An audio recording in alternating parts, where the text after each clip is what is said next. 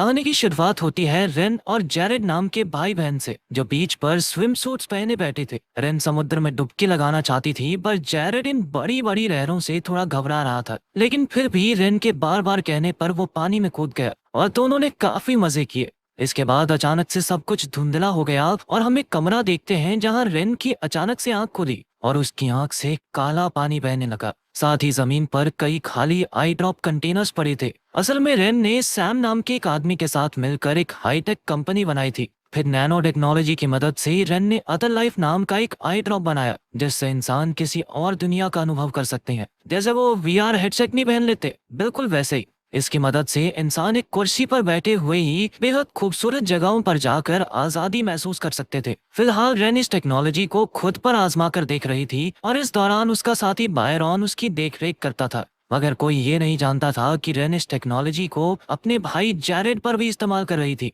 असल में उस दिन समुद्र में तैरते हुए अचानक जैरेड डूब गया था। रेन ने उसे बचा तो लिया, मगर उसके दिमाग पर काफी गहरा असर हुआ और तभी से वो कोमा में था। उस दिन से रेन खुद को ही अपने भाई की इस हालत का जिम्मेदार समझती थी। खैर, बाद में रेन इस टेक्नोलॉजी के जरिए बर्फ में स्नोबोर्डिंग कर रही थी और जैसे ही वो पहाड़ी से नीचे आई तो अचानक प्रोग्राम में कोई गड़बड़ आ गई और वही चीजें फिर से रिपीट होने लगी। जब रेन की आंख खुली तो उसे पता चला कि वो अदर लाइफ की दुनिया में पिछले 6 दिन से थी। प्रोग्राम में गड़बड़ी हो रही थी, ये बात रेन समझ गई थी, पर वो भी इस गड़बड़ को ठीक करके इस टेक्नोलॉजी को पूरी दुनिया में फैलाना चाहती थी। वहीं दूसरी ओर उसका साथी सैम पहले ही इन्वेस्टर्स को अदर लाइफ का सैंपल दिखाकर कह चुका था कि इसके जरिए इंसान कई दिनों तक अपनी मनचाही चीजों का अनुभव कर सकते हैं। इसके बाद रेन और सैम के बीच कंपनी के भविष्य को लेकर थोड़ी बहस हो गई। रेन की जिंदगी में पहले ही काफी परेशानियां चल रही थी और साथ ही वो अपने बॉयफ्रेंड और कलीग डैनी को बिल्कुल भी टाइम नहीं दे पा रही थी। खैर, रात को रेन और बायरॉन ने मिलकर कोर में छुपी हुई गड़बड़ को ढूंढ निकाला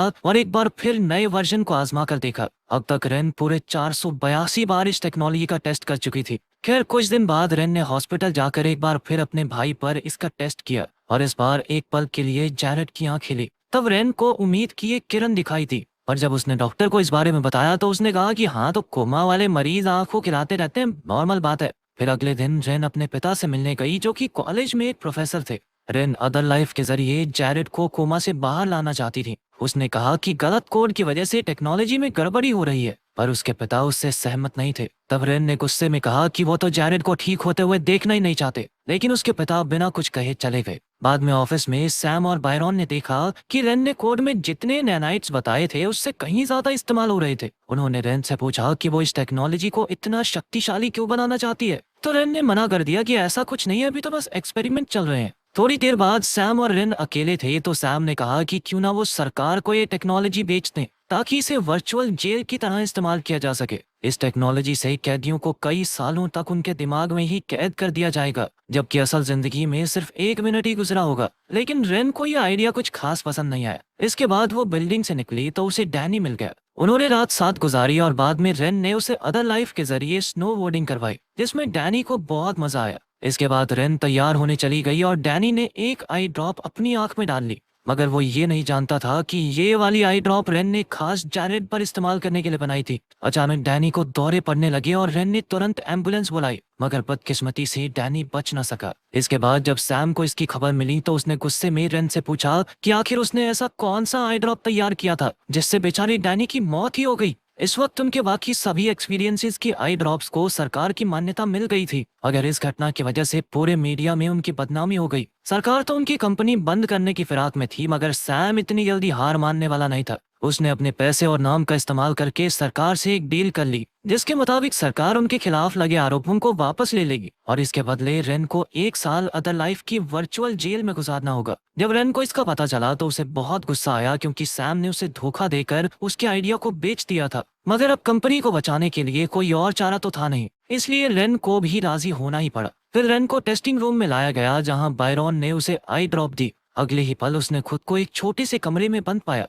वहाँ पानी, खाना, एक मैट, टेबल, पेन और एक टॉयलेट भी मौजूद था और रेन कसरत करके, खाना खा के, टेबल पर अपने मन की बातें लिखकर किसी तरह समय काटने लगी। इस कमरे में एक स्क्रीन भी थी जहां उसका जेल में बिताया समय दिखाई देता था। पहले कुछ दिन तो रेन को डैनी और जैरेड की याद ने कमजोर बना दिया, पर फिर बाद में उसने सोचा कि वो अपने भाई को अदर लाइफ के जरिए असलियत में वापस जरूर ले आएगी। आखिरकार 1 साल बीत गया और अब रेन असल जिंदगी में वापस जाने वाली थी। मगर ये क्या, स्क्रीन फिर से 0 हो गई और समय फिर चल पड़ा। उसके पैरों तले जमीन खिसक गई और तब ये समझ आया कि उसके बाहर जाने का कोड खराब हो गया था। वो परेशान होकर आसपास की चीजें तोड़ने लगी। कुछ ही देर में उसे दरवाजे पर थोड़ी जगह दिखाई दी तो वो उसे तोड़कर बाहर आ गई। उस कमरे से बाहर रेन एक स्टोरेज रूम में पहुंची जहाँ खाना और पानी था और साथ ही एक मॉनिटरिंग रूम भी था जहां से उस पर नजर रखी जाती थी। तब उसे एहसास हुआ कि उसे अदर लाइफ में नहीं बल्कि असल जेल जैसे कमरे में कैद किया गया था। तभी अचानक एक गार्ड वहां आ गया पर रेन तुरंत वहां से भाग निकली। उसने किसी की गाड़ी चुराई और इस इलाके से बाहर आ गई। फिर उसने देखा कि सड़कों पर अदर लाइफ की एड्स लगी थी। अब वो सीधा अपने ऑफिस पहुंच गई पर वो तो एकदम खाली था। इसके बाद वो पुलिस स्टेशन गई तो पता चला कि उसके रिकॉर्ड्स के मुताबिक रेन पिछले 1 साल से इटली में रह रही थी। ये सुनकर रेन ने उन्हें समझाया कि वो अदर लाइफ की को फाउंडर है और उसे पिछले 1 साल से कैद में रखा गया था। पर जब पुलिस उसके साथ उस कमरे को देखने गई तो वहाँ कुछ भी नहीं था। ये देखकर पुलिस ने उसकी बातों पर विश्वास नहीं किया और उसे घर वापस जाने को कहा। अब रेन को समझ नहीं आ रहा था कि वो कहाँ जाए और किस पर विश्वास करे। इसीलिए वो अपने अपार्टमेंट में गई पर यहाँ भी कोई और ही रहता था। कुछ ही समय में सैम वहाँ पहुँच गया और उसने कहा कि वो रेन को एक सुरक्षित जगह पर ले जाएगा। पर रेन को उस पर बिल्कुल भी विश्वास नहीं था, इसलिए वो यहाँ से भाग निकली। फिर वो अपनी दोस्त कैस के घर पहुंची जिसने उसे अपने घर में रखा और खाना भी दिया। बाद में कैस ने उसे बताया कि सबको ऐसा लग रहा था कि रेन कंपनी से अपना हिस्सा लेकर इटली में रहने लगी है, पर असल में ये अफवाह सैम ने ही फैलाई थी ताकि किसी को रेन के गायब होने पर शक ही ना हो। अब रेन को कुछ समझ नहीं आ रहा था कि वो क्या करे। तब कैस ने उसे एक खुशखबरी दी कि डैनी अब भी जिंदा है। दरअसल वो मरा नहीं था, कोमा में गया था। रेन के जेल जाने के 1 हफ्ते बाद डॉक्टर्स उसे कोमा से बाहर लाने में कामयाब हो गए थे। आखिरकार रेन डैनी से मिलने गई और दोनों की आंखें भर आई। अब उन्होंने हमेशा एक साथ रहने का वादा किया और ये भी कि वो रेन के पीछे से आई ड्रॉप्स का इस्तेमाल नहीं करेगा। इसके बाद वो तीनों एक रेस्टोरेंट में गए। कैस और डैनी ने पिछले 1 साल में जो भी सारी चीजें हुई हैं रेन को बताई। रेन के जाने के बाद से ही सैम ने अदर लाइफ आम लोगों को बेचना शुरू कर दिया और अब ये लोगों को कैद करने के काम भी आ रही है। फिर डैनी ने रेन को सलाह दी कि उसे मीडिया के पास जाकर सैम का पर्दाफाश कर देना चाहिए, मगर रेन ने कहा कि उसके पास सैम के खिलाफ कोई सबूत ही नहीं है। इसके बाद रेन और डैनी कैस का आईडी कार्ड इस्तेमाल करके अदर लाइफ की बिल्डिंग में घुस गए और पुराने डेटा की तलाश में जुट गए। अचानक उन्हें बायरॉन भी मिल गया जो सैम से मिला हुआ था। डैनी ने तुरंत उसे बांध दिया और रेन डेटा की खोज करने लगी। कुछ ही समय में उसने हार्ड ड्राइव ढूंढ निकाली, मगर तब तक बायरॉन सिक्योरिटी को अलर्ट कर चुका था। पर सिक्योरिटी के आने से पहले ही रेन और डैनी वहां से भाग निकले।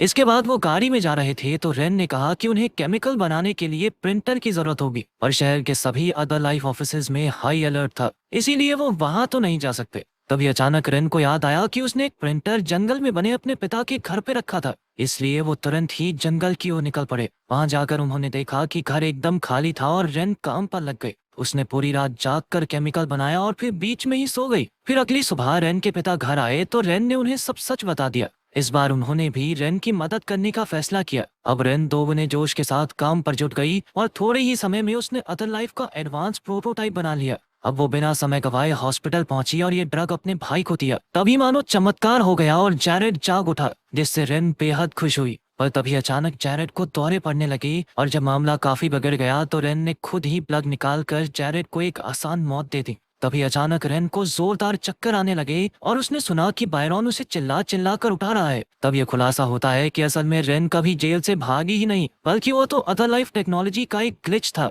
इसका मतलब ये था कि जो भी उसने जेल से भागकर किया वो अदर लाइफ की दुनिया में ही हुआ। अब रेन बीच पर अकेली थी और वो धीरे धीरे पानी में समा गई। फिर पानी के अजीबोगरीब पैटर्न्स बने और अचानक रेन की आंख खुल गई। वो अब भी टेस्टिंग रूम में ही थी और फिर वो सीधा सैम के कमरे में गई। उसने कंपनी संभालने का जिम्मा सैम को दिया और खुद अपनी टेक्नोलॉजी का पेटेंट रख लिया। इसके बाद वो डैनी के अंतिम संस्कार पर गई और बाद में सैम ने उसे वापस टेस्टिंग रूम में बुलाया। सैम और बायरॉन ने उसे दिखाया कि जब वो अदर लाइफ जेल में थी तो उसके दिमाग के एक हिस्से में केमिकल रिएक्शंस हुए और फिर किसी तरह से वो जेल से भागने में कामयाब रही। अब सैम रेन पर एक और टेस्ट करना चाहता था, पर रेन ने इसके लिए साफ इनकार कर दिया, लेकिन सैम ने जबरदस्ती उसकी आंख में आई ड्रॉप डालकर उसे फिर से जेल में कैद कर दिया। जेल में रेन एक बार फिर से लूप में फंस गई, पर जल्द ही वो फिर से जेल से भागकर असल जिंदगी में उठ गई। पर इस बार वो किसी के काबू में आने वाली नहीं थी। उसने अपनी आंख से केमिकल निकाला और जबरदस्ती सैम की आंखों में डालकर उसे भी जेल में कैद कर दिया। तभी अचानक सिस्टम में गड़बड़ी हुई जिससे सैम की जान पर आ बनी और रेन उसे पूरी सजा दिए बिना बाहर निकालने को राजी नहीं थी। आखिरकार सैम ने पूरा 1 साल उस जेल में बिताया और तब उसे एहसास हुआ कि रेन पर क्या बीती होगी। अंत में रेन अपने पिता के साथ हॉस्पिटल गई और जैरेड का लाइफ सपोर्ट प्लग निकाल दिया। फिर वो उसी बीच पर जा बैठी और अपने भाई के साथ बिताई यादों में खो गई। अगर वीडियो पसंद आई तो लाइक कर देना, चैनल को सब्सक्राइब कर देना। मिलते हैं अगली वीडियो में।